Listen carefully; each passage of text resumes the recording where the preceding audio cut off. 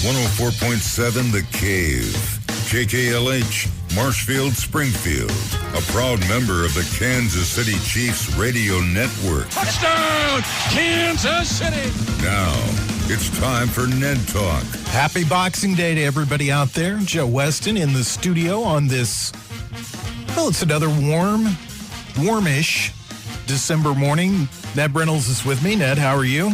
Doing great, thank you, on a post-Christmas by one-day holiday. And, you know, you talk about it is balmy outside, but it really does, I hate to say this, does need to get cold. It does, yeah, to kill all those insects that are out there. Josh Roberts with us today. Josh, how are you? Did you get everything on your Christmas list? I think I did, and more. Definitely more than I deserve, so that was nice. And I've missed you guys. I feel like I haven't been here in a while. Yeah, we've had kind of a rotating cast here for a little bit. I'm beginning to believe that you and John are the same person because you're never here at the same time. Yeah. But that being said, let's get into sports. Let's talk about Chiefs and Chargers last week. I think if I was going to play a theme song for the Chiefs, it would be the Monkees' I'm a Believer.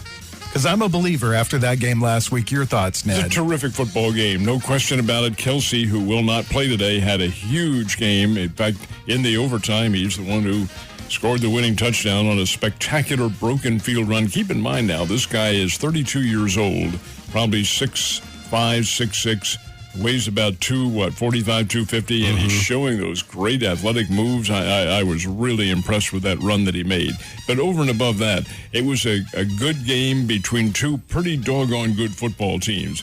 I thought that the Chargers had several chances on which they did not capitalize, but by the same token, hey, the Chiefs stayed right with them, and Kansas City's win is a very big one indeed. Josh, your thoughts on last week's game? I was impressed. I'm like you. I mean, I've been off and on a believer all season with the Chiefs, but that was a good, solid win for them. It shows that they're able to overcome the adversity that can come with these games, and that was a huge game because it puts them ahead of in their division and puts them in the driver's seat to get a good seed in the playoffs. One of the things that impressed me about this game was that every win that they've had up to the Chargers game, there was a but to it. Mm-hmm. There was a but he didn't play. There was a but this was going on, but this, but that. This time, the but was on the Chiefs' side with a couple of their big defensive players missing from the lineup due to COVID protocol. And the Chiefs came out, played an outstanding game, one of Patrick Mahomes' best games of the season. And they showed that the cynics who talked about the offense having completely dissolved were totally wrong, because when the Chiefs need to turn it on, they can turn it on. That's what makes them the good football team that they are. They have a direct motivation with what they're doing, and when you have a kid like Mahomes back there and the receiving core that he has, his receiving core is underrated, gang. We talk about it, Kelsey, and who, again, won't play today, but Tyreek Hill and several of the others out there. These are quality receivers.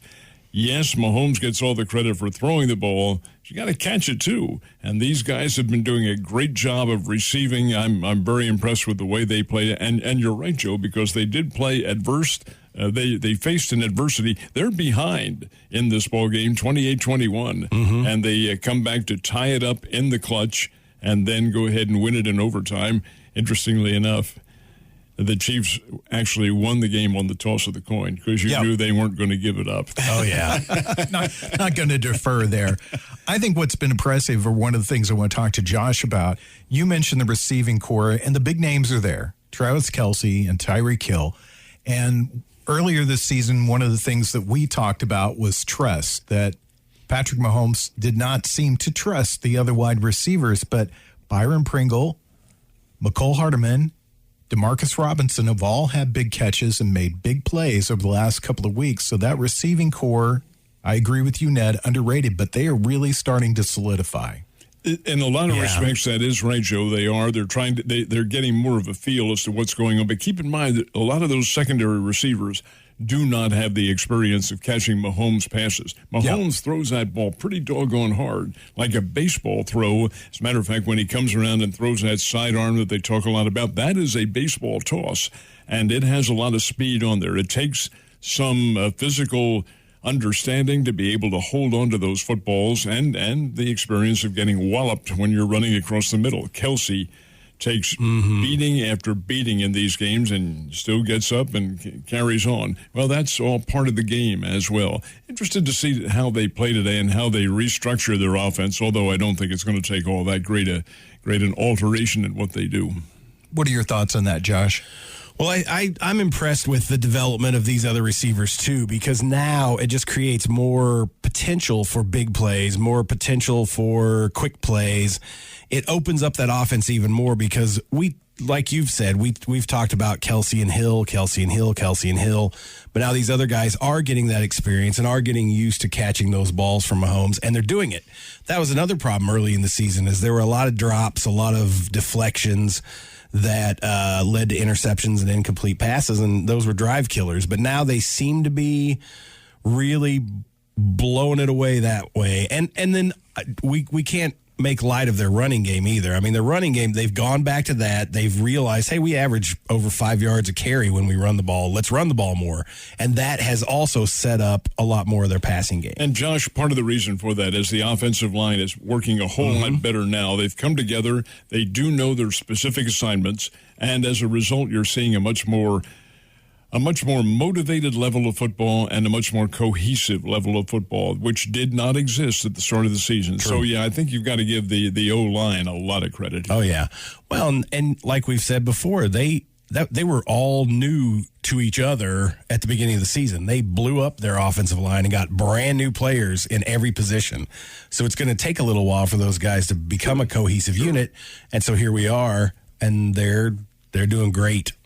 Let's go back to a point that Josh made about that running game. Not only are the running backs playing extremely well, carrying the football, but we're seeing big plays out of Clyde Edwards-Helaire, and we're seeing big plays out of Darrell Williams catching the ball out of the backfield.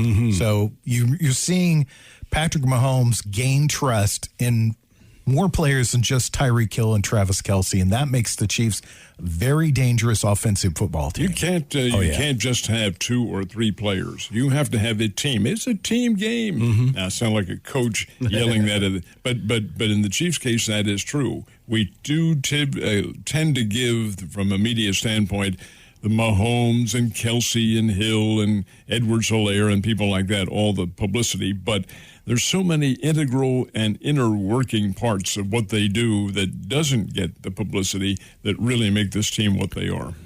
What did you think of the Chargers last week? What did you see with them? Yeah. I think they played well. I mean, they're a good team, and if they make the playoffs as a wild card, they could do some damage. Well, I think they will. Now, I think if I'm not mistaken, they're 8-6 now. Do you have the standings up there, Joe? I think the Chargers are 8-6. I think you're right. I think they are 8-6. But I really feel like that's a playoff caliber team. They're playing the Houston Texans today in Houston and should win that game. So yeah, I'm looking for Los Angeles to get in there. But what they were playing for last week was home field. Oh yeah, and they're probably not going to get that now. 8-6 right now is their record. Okay. And Houston is eliminated from the playoffs already, so they may not put up much of a fight today. Let's rewind the tape back a few weeks ago. Chiefs 4-5, or I'm sorry, they were 4-4 at one point in the season. They've spun off 7 consecutive wins. They've not looked completely like the Chiefs of old. I wouldn't say that they're the Chiefs that we saw last year, the Chiefs that we saw the year before. They're different Chiefs. They seem more mature. What are your thoughts on that, Ned? I think that's a fair statement to make. They are not the fly by the seat of their pants Chiefs that can get down 24-0 and come back and win the game like they did 2 years ago. But it's a different, an altogether different focus that they have because they do have different players and individuals who are operating under a different focus. A lot of it has to do with how they're coached and what Andy Reid wants out of this team. He knew, I think, in the back of his mind, as we all did, that what they used to get to the Super Bowl and win the Super Bowl a couple of years ago is not going to work every year. That's a frenetic style of football. You can't get down like what they did and expect to come back year after year and game after game. It doesn't work that way. But by the same token, they are manifesting their talent into such a good array of players. And unlike other teams, they have developed depth. And when you have depth, when you have those bench players coming in there, you can do an awful lot of things. I really like this ball club. I think more and more that becomes the key because it's such a war of attrition throughout the season. You've got to have some players that can step in and let your first stringer have a day off if he's got a nagging injury so he can get over it, or just some plays off so that they can recover from twisting their ankle or things like that. Josh, you talk about that too, the nagging injuries, and yes, that is part of the game, and that is where the Chiefs have been very golden this year, golden in terms of good luck and lady fortune, because they have not had that many great injuries. They have had a few, of course you're going to, but in terms of catastrophic injuries, no. They have had the COVID, which is rearing its ridiculously ugly head now with this week, but it's not going to be to the point where they are totally compromised in talent. That hasn't happened. You're listening to Ned Talk on 104.7 The Cave, your home for the Kansas City Chiefs. We're about 50 minutes away from the start of the pregame show with Art Haynes, Dan Israel, and Mitch Holtis. Let's talk about that for just a second. Here, there's a list of the players that are out for today's game. Travis Kelce is the big name on that list. So that means Blake Bell and Noah Gray getting a lot of reps today. Kyle Long is out. Lucas Niang, two guys on the offensive line. Who else do we have? Nick Bolton, guy who I think should be considered for Rookie of the Year. He's played extraordinarily well in the Chiefs linebacking core, which I think that's a very underrated spot on that team. Those guys have played extremely well. Willie Gay, Nick Bolton, Anthony Hitchens have all played extremely well.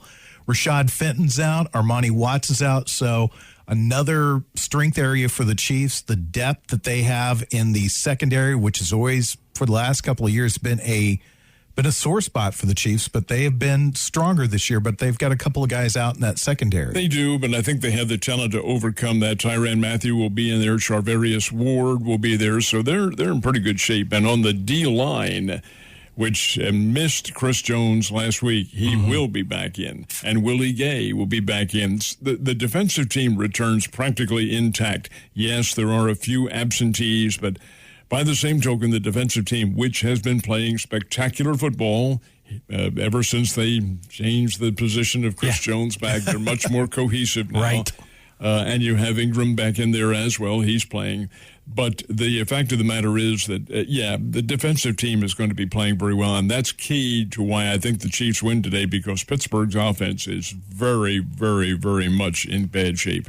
The point that the part that's probably the most concerning, or is the most concerning for the Chiefs, is their special teams, because Harrison Butker and Tommy Townsend, the place kicker and the punter, are both out. And Johnny Townsend, who is Ned for me, Tommy Townsend's brother, will be playing. How did just call him up and say, "Hey, what are you doing, bro?" Well, he was on the practice squad. Oh, was he on the practice squad? They promoted him up from that one. Now the other guy, Elliott Fry, yes, looks like he's about 10 years old. By the way, his mom will have to pick him up after the game. Where does it say he went to college? Or does it say on there? Because I'm not familiar with this guy. Maybe he's still in high school. I don't know. He's made one of one field goals, it says. All right, he's 100%. Who has he played for in the past? I don't know. I'm not seeing any information here. I'm trying to find some stuff about this guy. Mostly what I'm seeing here is that he takes Butker's place because Harrison Butker can't play. Well, maybe he's been on that practice squad as well. Here, I'll look him up here real quickly. He's been in the NFL. He's played for the Ravens, the Chicago Bears, Panthers, Buccaneers. This is a typical kicker. Yeah. He's been around all over the place. He is evidently not a college guy. And according to this, he didn't education of Prince of Peace Christian School. So he is in high school. Yes, it's actually. Unless they're just not listing the college here. Coach Reed, can you get me in there sooner? My mom's going to pick me up a little bit later on. So I guess that's a concerning point about today's game, is that you've got the kicker and the place kicker and the holder both out. Right. And that's a really underrated thing in football. Is the holder and the kicker. Undrafted, University of South Carolina. He's a Gamecock and kicked for them. Now, their program hasn't been very good. No. But nonetheless, this guy apparently does have some capabilities, because Bears, Ravens, Panthers, Buccaneers, Falcons, Orlando Apollos. Huh. Who are the they? Arena League? They're 2019, and they were in the American Football the Alliance of American Football. Oh, okay. I remember that thing? I remember that short-lived thing. One of the networks put that together, and it was supposed to be the newest. Yeah, it didn't last very long. The AAFL or AAF. That's where. Is that the one that went broke? They couldn't. Yes, that is. That's the one that couldn't make payroll. They couldn't pass the checks. It's big time. Yeah. He played for Atlanta this season. 1 for 1 in field goals. It says this is his first year though. First season. So he obviously he's a practice squad guy. Yeah, exactly. So he's taxied around quite a bit. But that would be the concerning point in today's game because those guys really have to work in tandem with each other. And and how much time did they have to get ready for this game? Well, in the case of Butker, I think judging, and he was declared to have COVID symptoms back on Monday, and that's when they knew he was not going to be able to play today. Okay. So if you're declared out by then, you know you have problems. So they signed this guy, Fry, probably latter part of last week sometime. So he's had a chance to go out and kick, but by the same token, how do you practice kicking? Just kick and kick Just and kick. kick and kick. All you do is kick. You have to work with that guy. I mean, that's a very kind of special relationship that those two guys have with each other because the holder really, I don't want to oversell this and make it seem like it's rocket science, but the holder has to catch that ball. He has to turn the laces to get him in the right spot, and he has to be sure the kicker's ready to kick. Yeah, but that's just it. It's the kicker who's new. It isn't the center and the holder. It'll be Creed Humphrey and whoever is it. Chad Henne, I think, is who they bring in. It's Johnny Townsend. He'll be the holder. Oh, Johnny Townsend is the holder. Yeah, Tommy Townsend's brother. I thought they had. Are you sure? Because Henne's the one who usually comes in there. No, it's Townsend. Okay, well they'll have to work then. Yeah, work with the. Hopefully they got some reps in because that is. I mean, that's the key to the kicking is you got to laces out, Dan. Yeah, exactly. You got to get the laces turned the right way, or the ball's going to go askew. No, I think we're making too much intricacy. We are. They'll just go for 2-point conversions all day, and it won't matter. And there will be a lot of them because the Chiefs are, I think, going to score big in this game. Well, something about kicking that always bothers me is they've got this huge thing to kick through, and they always seem to squeak it by on the side. Why is that? But that's something to keep your eye on in today's game. Let's talk about, of course, Travis Kelce being out with the COVID protocol. The big news of the week. It's all over NFL. It's on ESPN's front page, CBS's front page, about him being out today. How much of a difference will that make to the Chiefs today? Well, it'll make some difference, but his replacement's going to be Blake Bell, and Noah Gray, the rookie, will be in there, and he has played quite a bit. Gray's out of Duke, and a guy who caught a touchdown pass, I think, against the Chargers, if I'm not mistaken. But not having Kelce, your old pro, in there, sure, that'll make a little bit of a difference. But keep in mind now, it's not just a one-track pony that Mahomes is working with. He has so many options, and he does have Tyreek Hill. He does have the other receivers. They have everybody else intact, and you have two good tight ends in Bell and Gray who can get things done. No, it won't be Kelce, but I really don't see any problem. I'll disagree with you a little bit there. Just because Kelce's the guy that catches it over the middle. Kelce's the guy that catches it in the flat. Kelce's the guy that gets those short yardage catches that turn into big yardage plays because of his ability. And so I feel like it'll make a bigger impact today than that. I still think they'll be fine because they, like we were talking about earlier, they've got these guys that have kind of come into their own as far as being part of the offense. But I feel like they rely so heavily on Kelce in those key situations that it will be a bigger impact. We'll find out. He is probably, I think he's the best after catch with the ball. He gets the most yards after catch. I know there's a statistic out there about that, but he is just after he catches the ball and he gets into open field, or even if it's not open, he just runs over guys. Oh, yeah. One more guy to mention before we move on and finish up this segment is Michael Burton has had a couple of really good games for the Kansas City Chiefs. The fullback spot is not something that they use a lot in design of their offense, but he's played extremely well over the last few games. And I wanted to point that out before we moved on to anything else. So another piece to their running game coming together. They haven't had the sausage this year, but this guy is stepping up and playing extremely good football at this time. And it wasn't necessarily last week. He came on 2 weeks ago and played very well indeed. And he's a guy who's also... Back to Ned Talk on 104.7 The Cave, a proud member of the Kansas City Chiefs radio network. This just came across. 3 Chiefs coaches are out of today's game. Quarterback coach, running back coach, assistant, and the offensive line coach all inactive today versus the Steelers, as the Chiefs and the Pittsburgh team will take each other on at 3:30 this afternoon right here on 104.7 The Cave. The pregame show starts in 36 minutes. I'm sorry about that. My math is off. Steelers are also affected by the COVID. Their tight end, their starting tight end, Pat Freemuth, is out today. They're really hurt on the defensive side of the ball. Chris Wormley, Isaiah Buggs, Devin Bush out. Their second-string linebacker is out. They've got a third-string linebacker out, and their punter is also out of the game, too. TJ Watt will be in the game, though. Quite a defensive player. TJ will be raising all sorts of noise in the or heck in the Chiefs backfield, too, because he is a tremendous defensive player. The Pittsburgh's problems, they have some personnel out, but their problems are even more in-depth than that. They are not a good offensive team. They can't run the football.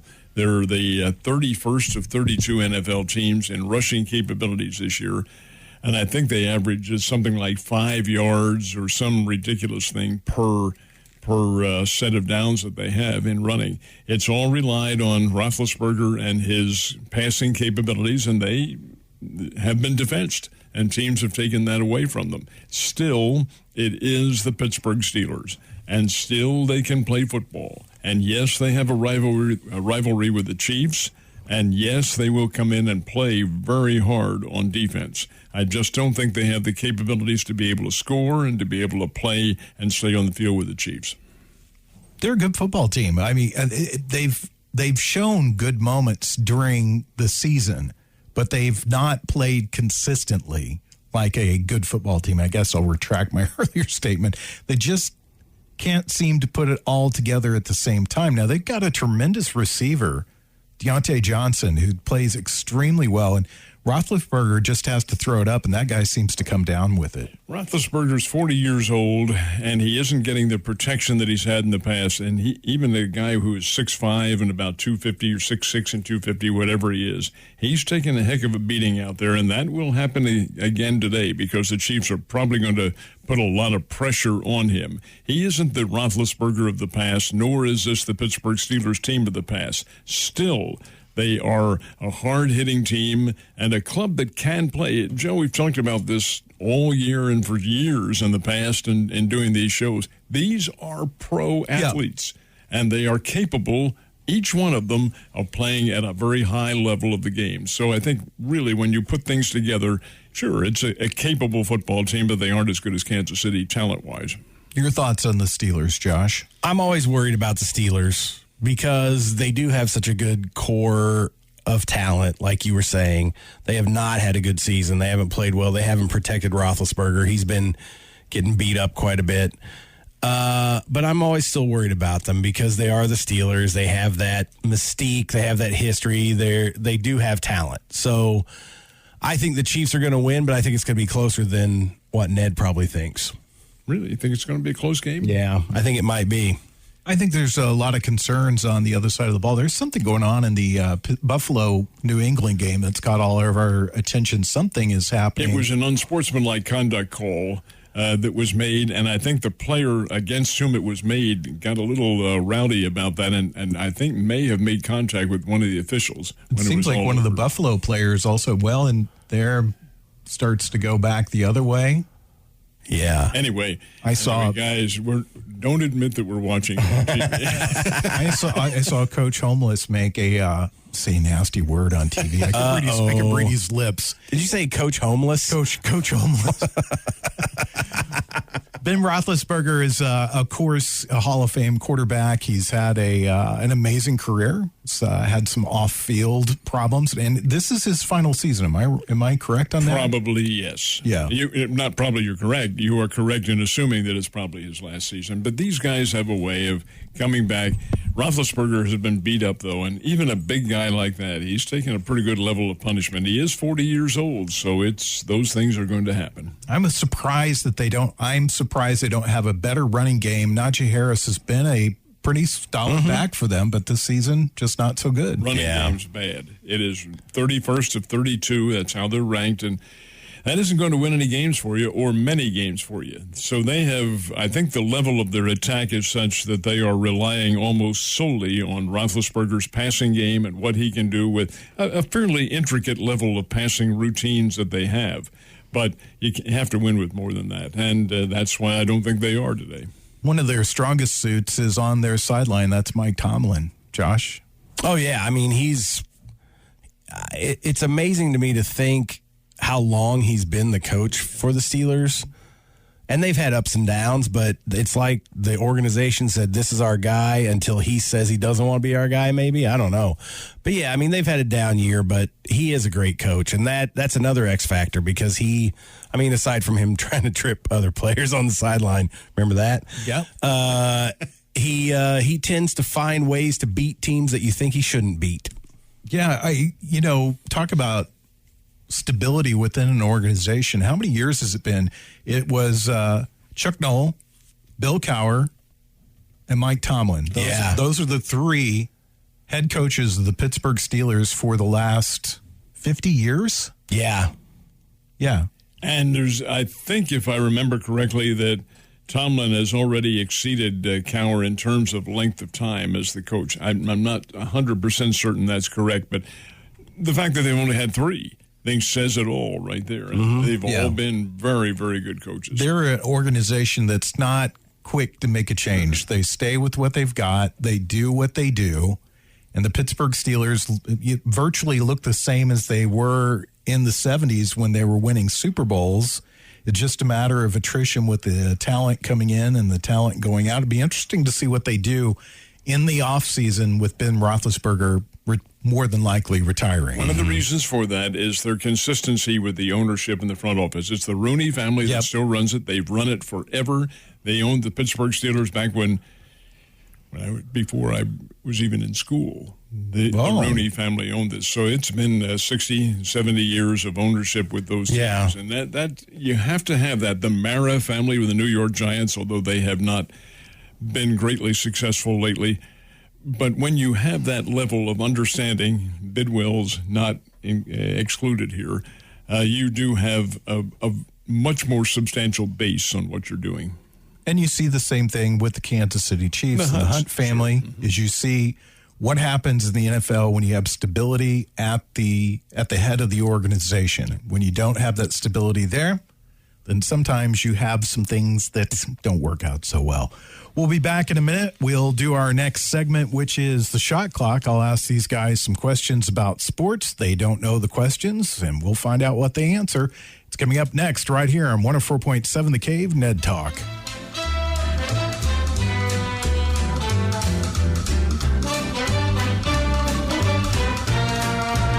You're listening to Ned Talk on 104.7 The Cave, part of the Kansas City Chiefs Radio Network. Back to Ned Talk on 104.7 The Cave, a proud member of the Kansas City Chiefs Radio Network. 23 minutes away from the start of the pregame show with Art Hange, Mitch Holtis, Dan Israel, and the crew up in Kansas City. Last home game of the regular season for the Chiefs as they take on the Pittsburgh Steelers. Afternoon game, 3:25 kickoff. Until then, you got us, and we've got our little game going on, which is called the shot clock. I ask a sports-related question. Maybe not. Maybe I should stop asking sports-related questions, ask other sort of questions, see what trouble we can get into. I ask a sports-related question, though, to keep things on the safe side.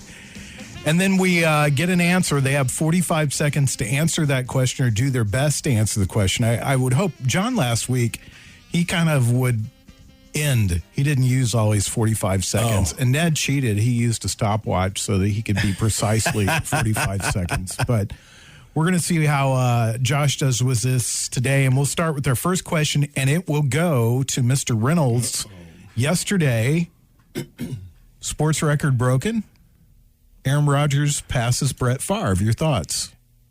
Well, it was well done. I especially like Brett Favre's response to it. He sent a message, I guess a text message or telegram or however they do it, I don't know, to Aaron Rodgers. Telegram. Yeah, telegrams are old. It did exist, ladies and gentlemen, at one time, but there was a text.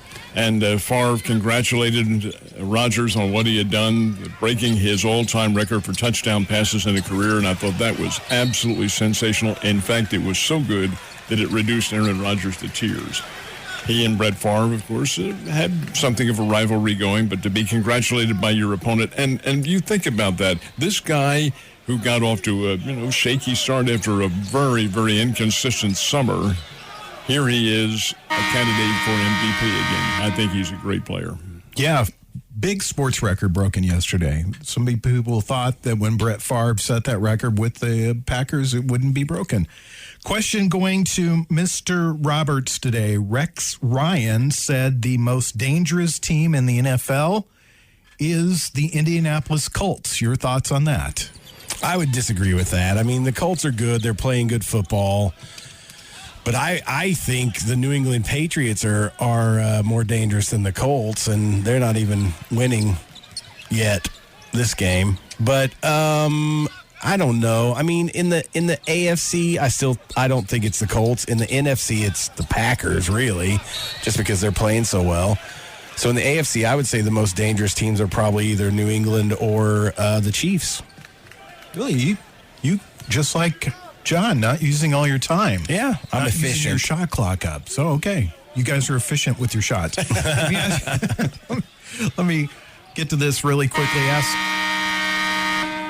Ask Ned this question. I don't know how much you know about this because I know you're not a huge NBA follower, but there's some traction being gained for an in-season NBA tournament. Your thoughts on that? Well, I think it has some merit to it. It would be stopping the season at midway point and then having a play-in tournament, so to speak, in which you would readjust what you do in the second half of the season.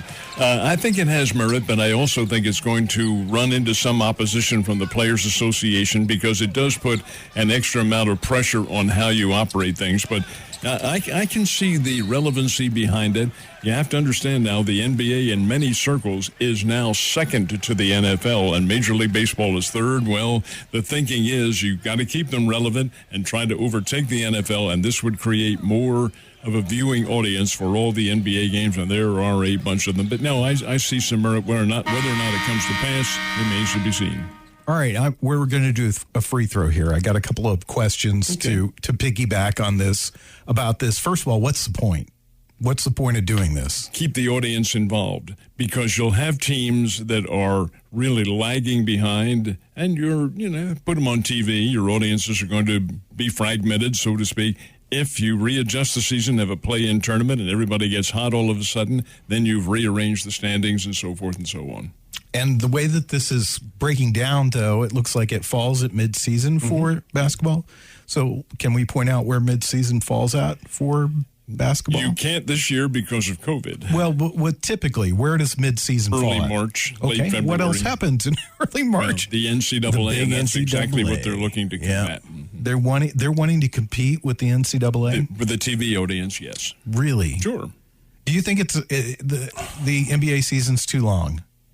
I always have thought that. Yeah. I've felt, what is the purpose same with the National Hockey League, when virtually every team is going to make the playoffs anyway? Why do you have this level of games and it's 81 games? Why? What's the purpose? Well, you're eliminating thus and such and so and so. What, 3 or 4 teams? No, I've thought it's way, way too long. This seems just kitschy to me. It just seems kitschy to me, just like, let's do something. I've been kind of an advocate of the half seasons in Major League Baseball. I would consider myself a traditionalist when it comes to sports, but I also like these ideas when you can hear somebody talk about them and give you the idea for why it's valid, why it has merit. This doesn't seem to have much merit to it. The Major League Baseball does, in my opinion. I do. I agree with you. I think that the half season's a totally great idea. The way they operate the Texas League, it's 140 games, and you call it after 70 games, you have another season. I think that has a lot of, or adds anyway, a lot of excitement and a lot of motivation to the players. And it could, I think, from a realization of things, it could happen in the National Hockey League or the NBA. I don't think it's going to work, though. All right. You're on the shot clock, Mr. Roberts. Question for you is, where does Russell Wilson go at the end of this season? Oh, my gosh. That's an interesting question. I still think there's a possibility he stays in Seattle. But I think it's more likely he's going to go to a mid-level team that thinks that'll push him over the top. But I'm trying to think of a mid-level team that really New Orleans Saints. New Orleans Saints or the Carolina Panthers. He wouldn't allow himself to go to Carolina, but New Orleans he would, and I think that's probably where he's going to end up. Yeah, I can see that for sure. It looks like his tenure is completely over as far as being in Seattle. He wants to go somewhere else. I think Seattle's in rebuilding mode right now. I'll tell you what New Orleans has done. They've gone to Drew Brees and Phillip Rivers in the last week and said, would you guys consider coming out of retirement to play for us? Well, if you're at that streets, hey, Russell Wilson. I didn't realize that. That's interesting. I didn't hear that story this week. All right, one last question. This one going to you, Mr. Reynolds, and I'm going to ask you this one as a baseball fan and just get your thoughts. It was announced that Cody Bellinger signed a 1-year contract with the LA Dodgers. It was announced this week, but wait a minute. We're in a lockout. What's going on? The announcement was made this week, but all the details and everything were done before the lockout occurred. Oh, really? Uh-huh. Come on. No. That had to be done because, you knew fully well the negotiations were going on between the two parties. Now, there may have been some chicanery involved, but the basic part of the agreement was all done before the lockout. Do you really think that? I want to believe that. I call horse feathers on that one.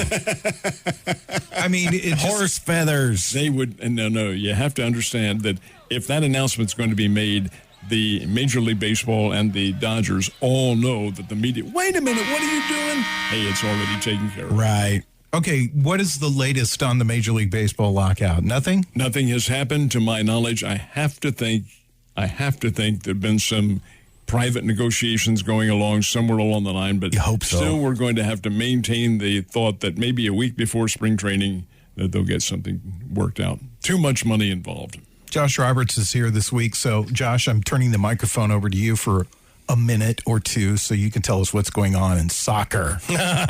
Or football, as it's called in the rest of the world.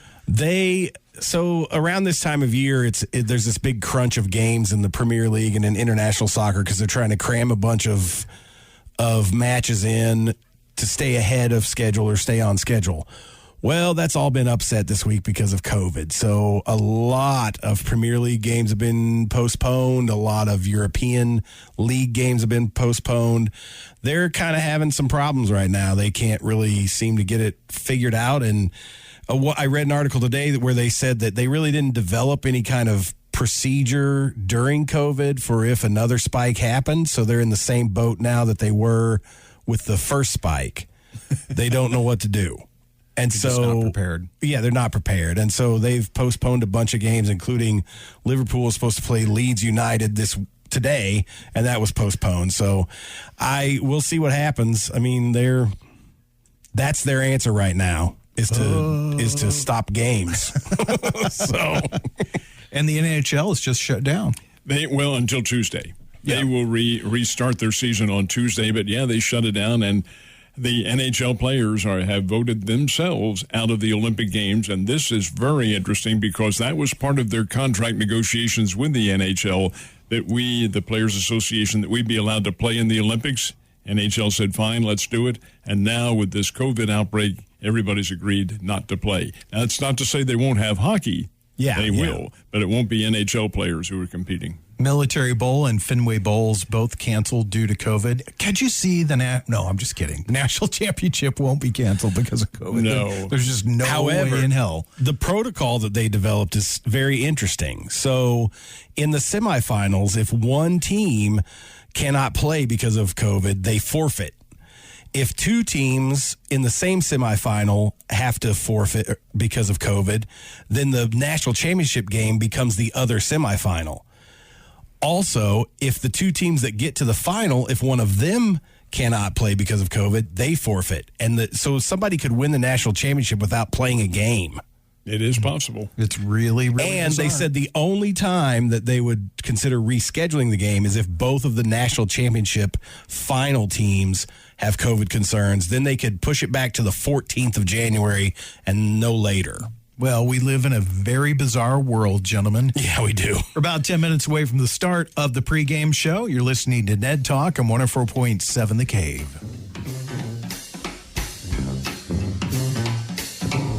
You're listening to Ned Talk on 104.7 The Cave, part of the Kansas City Chiefs radio network. Back to Ned Talk on 104.7 The Cave. Mike's A on, proud guys. member of the Kansas City Chiefs radio network. Mike's on there, guys, by the way. It's okay. Just thought I'd share that with you. He should have caught that ball. Yeah, we are watching the Bills-New England game, 17-7 right now. Buffalo over New England. Here's the weather forecast for Kansas City this afternoon, 55 and sunny, so it should not be an issue. 63 for a high today. So we will not see weather play a part in this game. Doesn't say anything about wind, which might play a part in the game. Looks like the wind's going to be blowing to the northwest at 12 miles per hour, so we're all pulling for Mr. Elliott to have a great game. So let's do it. Let's do our picks for today's game. We'll start with you, Mr. Reynolds. Say Kansas City wins it, and rather comfortably. I'm going to say the Chiefs 30 and the Pittsburgh Steelers 10. Really? Oh, wow. That's what you think. So we're going to go with that. Have you placed chocolate chips on this? No. In fact, I've stayed away from all these pro games because they're so unpredictable. I bet all bowl games, and I'm winning because two of them have been canceled already. All right. What about That's you, great. Mr. Roberts? What do you think is going to happen? I feel like it's going to be a closer game than that. I'm going to say Chiefs 28-20. Really? Yeah, I'm always worried about the Steelers. There's something about them. They always play well. They play against well. Chiefs. They play well frenetically. I watched a game a couple of weeks ago when they were down really big, and then they came back and got back in the game. When I say they got back in the game, it was they kept scoring, but the other team kept going down and getting a field goal or something. They kept Pittsburgh at an arm's length for This the entire was the game last week, I think, that you're talking about, the 1913 win over Baltimore. No, it was the week. It was the week before that. There was a lot of scoring in the game. I don't remember who it was that they were playing, but so I don't know what to this game because Pittsburgh. You don't know what you're going to get. Right. I mean, they're a real puzzler this season. They play well at times, and times they don't play well at all. So, but I do think the Chiefs will win this game, and I'm let's say 32-16. Oh, What's nice. the difference between it and 30-10? Come on. I don't know. 2 points and 6 points. Yeah. That's the difference. That's the math. Who's your giving the Steelers one more touchdown in there? That's all right. Who's But your player of the week this week? It's brought to you by Morrison, Webster, and Carlton. Ned? Mahomes. Really? I think Who's he your player makes of the the big week? difference. I'm going to go with Chris Jones. I'll go with Travis. Oh, no, wait, I can't. I would go with Clyde Edwards-Helaire. There you go. Yeah, I hope he has a great game. You think Chris Jones is going to be hungry this week after setting out last week? I hope so. I assure you he will be. But by the same token, though, he hasn't played in, almost 15, 16 days now. And there was a time when he was kept off the practice field as well. So he may be a little bit on the rusty side still. But he's going to have some opportunities today because their offensive line is so bad. It is bad. Yeah, he so will let's be in that backfield. Let's ask this question and get everybody out on this. What do you think? Do you think at all the special teams woes that the Chiefs are feeling right now, do they have any effect on the game at all today? I don't think so. Not in my opinion. I think the Chiefs win it outright 30-10, and I think they dominate the football game. What do you think, Josh? I think, no, I don't think it will. I really don't. I don't think it'll affect it. I think there's going to be a little wailing and gnashing of teeth for a little bit. Mm-hmm. And we'll just see how many 2-point conversions today. What do you think? How many do you think we'll see? I doubt that we see any. Josh says 2. I think the Chiefs will go for 2 twice. I think he'll miss a field goal, and then they'll go for a 2-point conversion after that. Yeah. And then maybe let him settle in a little bit. But, you know, field goal's a big part of the Chiefs game. Harrison Butker's nobody to sneeze at.